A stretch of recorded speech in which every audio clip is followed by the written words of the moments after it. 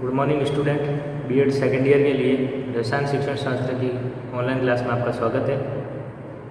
रसायन शिक्षण शास्त्र में हमारा प्रथम यूनिट चल रहा था पाठ्यक्रम और पाठ्यपुस्तक है, जिसमें हमने पाठ्यक्रम के समस्त पहलुओं को ध्यान में रखकर अध्ययन किया।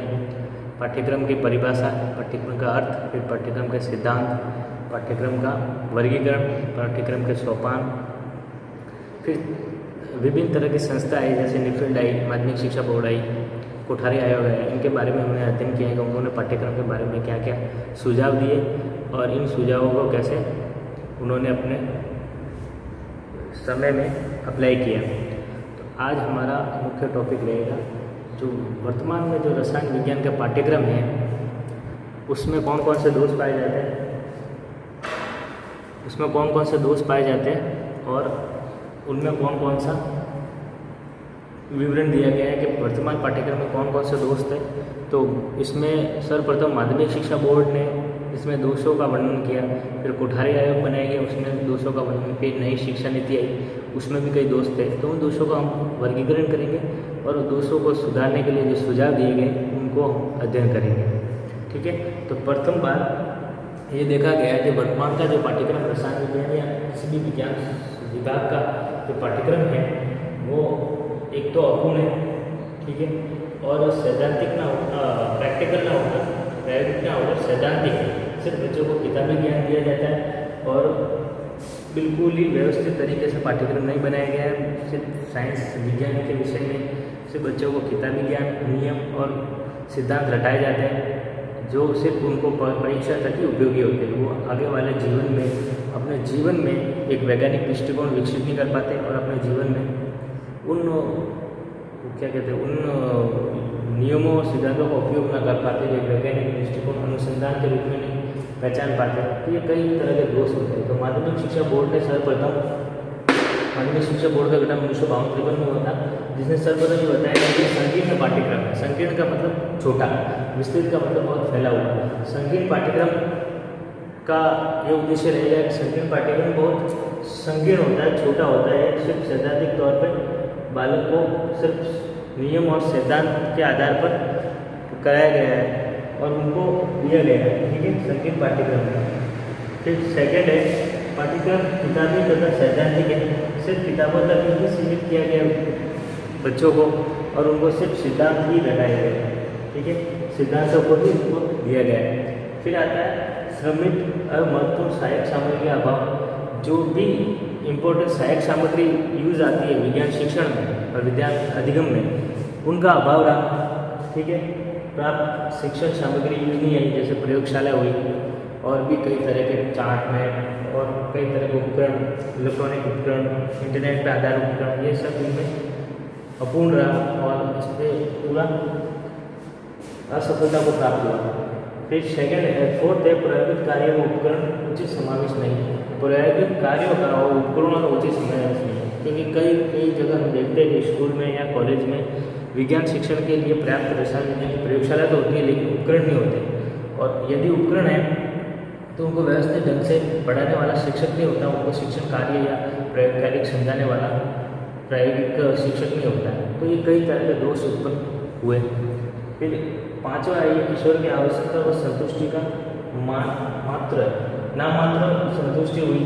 ठीक है, क्योंकि शिक्षण प्रायोगिक स्तर पर कौन करेगा, ज़्यादातर किशोर करते हैं जो 11th 12th या 10वीं के बाद होते हैं।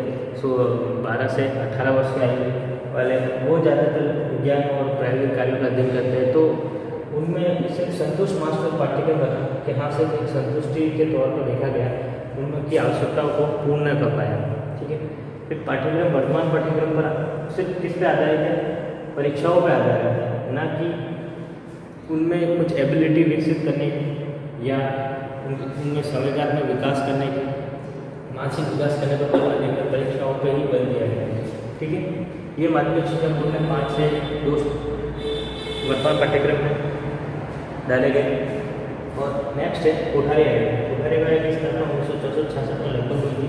ठीक है, इसने क्या बोला, इसने बोला कि पहला है अपूर्ण तथा अपर्याप्त पाठ्यक्रम। पहली बात तो अपूर्ण है, आधा अधूरा ही बना दिया आपने।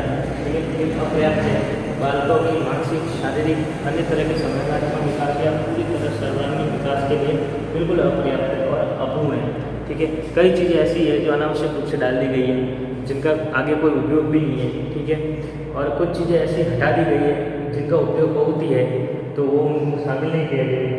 फिर कोर्स की अवधि बहुत लंबी दे रखी है, और लेसन प्लान या पाठों की संख्या, अध्यायों की संख्या बहुत ज़्यादा दे रखी है। ऐसे अध्याय भी इंक्लूड किए गए जो व्यर्थ है, भावी जीवन के लिए उनका कोई उपयोग नहीं है। ठीक है, नेक्स्ट है पाठ्यक्रम का ऊपरी दबाव। पाठ्यक्रम का ऊपरी दबाव से आता है कि पाठ्यक्रम में कुछ ऐसी वस्तुएं शामिल की गई जिनका अध्यायों का आगे भावी जीवन में कोई उपयोग नहीं है, व्यवहारिक जीवन में कोई उपयोग नहीं है। ठीक है, तो इन सभी चीज़ों को हमने देखा कि कौन कौन से दोष मिले। इसका मतलब वर्तमान पाठ्यक्रम दूषित है और सही से उसका सफल होगा कैसे, मैंने पाठ्यक्रम का निर्माण सही ढंग से नहीं किया गया। फिर इसके बाद आती है 1986 की शिक्षा नीति। उस टाइम नई शिक्षा नीति है, अभी तो लेटेस्ट 2020 में नई शिक्षा नीति आई है। ठीक है, तो 1986 में जब शिक्षा नीति आई तो उसने क्या किया, उसका मेन उद्देश्य था कि प्राथमिक स्तर पर या किसी भी स्तर पर विज्ञान और गणित की शिक्षा अनिवार्य कर दी गई। ठीक है, गणित शिक्षा अनिवार्य करने की मतलब देनी ही देनी है गणित का, विज्ञान का। ठीक है, पर उसने ये तो कर दिया, पर शिक्षण और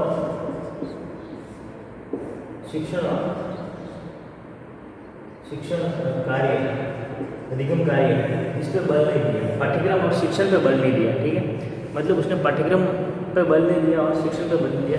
पहले ये बोला कि विज्ञान और गणित आवश्यक रूप से अनिवार्य रूप से पढ़ाई जा सकती है सभी स्तर पर, प्राथमिक, उच्च प्राथमिक, माध्यमिक, उच्च माध्यमिक। ठीक है, तो ये सभी दोषपूर्ण त्रुटियाँ हैं वर्तमान पाठ्यक्रम में आज भी है। ठीक है, आज भी सही व्यवस्थित से पाठ्यक्रम नहीं है, दोषपूर्ण ही है। ठीक है, तो आगे हम देखते हैं इन दोषों को कैसे दूर किया जाए।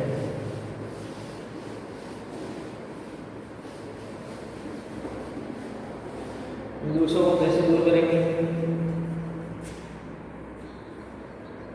कुछ सुझाव है, जैसे विज्ञान के पाठ्यक्रम को उद्देश्य को बनाया जाए। ठीक है, ऐसा पाठ्यक्रम होना चाहिए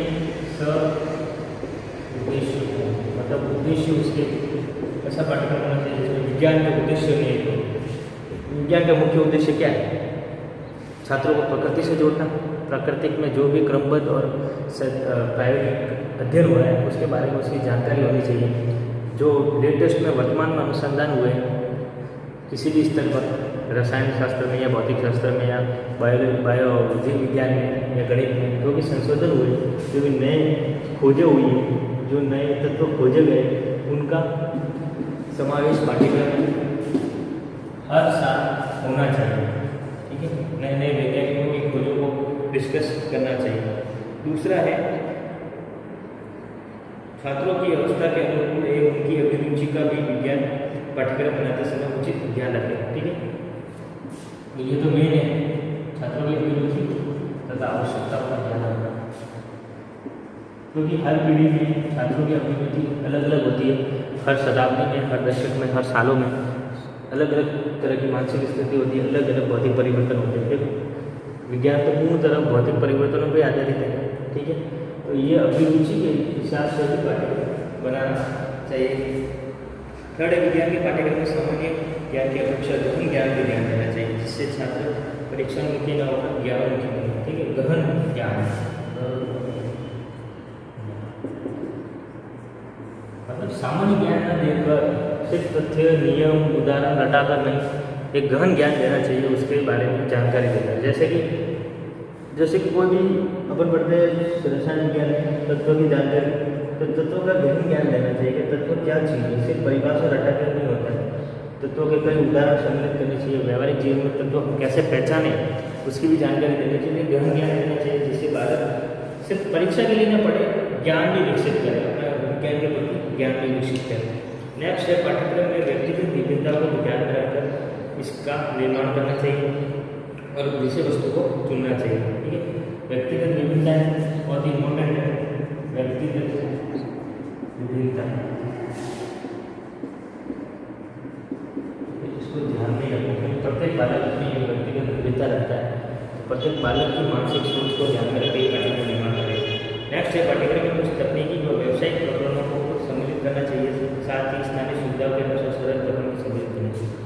पाठ्यक्रम विज्ञान रसायन पाठ्यक्रम में कुछ काम यानी जीविका अर्जन के लिए अपन क्या सिर्फ पाठ्यक्रम या पाठ्य पुस्तकों से तो जीविका उपार्जन नहीं होगा, धन कमाने के लिए व्यावसायिक स्तर पर जोड़ेंगे और प्रायोगिक स्तर पर जोड़ेंगे। और स्थानीय स्तर पर कौन कौन से, जैसे कि क्षेत्रवाद या जैसे राज्य में कौन कौन से रसायन उद्योग है, कौन कौन से रसायन फैक्ट्रियाँ है, उसमें कौन कौन से उद्योगों में क्या क्या रसायनों के उपयोग से निर्माण हो रहा है, उन सभी की जानकारी पाठ्यक्रम में होनी चाहिए, ताकि बालक को किसी भी तरह की असुविधा ना हो जॉब पाने के लिए या अपना जीविकोपार्जन रसायन विज्ञान की सहायता से करने के लिए। तो ये हमने रसायन पाठ्यक्रम के वर्तमान दोष पढ़े और उनमें कुछ सुझाव भी प्रस्तुत किए कि हमें कौन कौन से सुझाव करने चाहिए। ठीक है, तो आज के लिए बस इतना ही। नेक्स्ट हम पढ़ेंगे, हमारा पाठ्यक्रम लगभग खत्म हो गया। नेक्स्ट है पाठ्य पुस्तकें। जो पाठ्य पुस्तकें चलती है रसायन विज्ञान में, उनका आलोचनात्मक विवरण करेंगे, विश्लेषण करेंगे और सैद्धांतिक तौर पर हम अध्ययन करेंगे कि पाठ्य पुस्तकें किस तरह से उचित है और किस तरह से वर्तमान में अनुचित ढंग से पाठ्य पुस्तकों का निर्माण किया है। ठीक है, आज के लिए बस इतना।